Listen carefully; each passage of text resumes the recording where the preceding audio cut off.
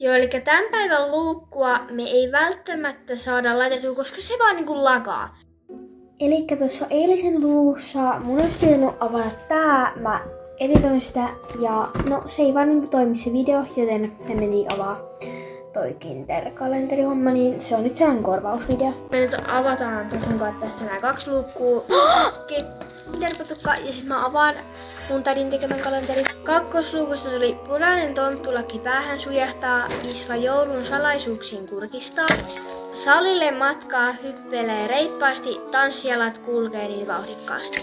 Joo, tää on ehkä silleen jumppasali raikaa tai taikaa, korvissa joulu soi, Islan mukana koko talo polppoi.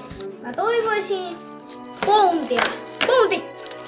Mä ennustaja. Mä tiedän, että täältä tulee joko Mars tai sitten toi Milky Way. No, Mars vai toi Milky Way? Mars! Tässä Sasu sanoi, että se toivoo sellaista pikkupatukkaa. Arvasitko? Sama! Ja mä sain kässäluukusta tällaisen liima. Sitten mä sain teippiä ja teippiä lisää ja kuuma liimaa näitä. Ikerin puikkoja.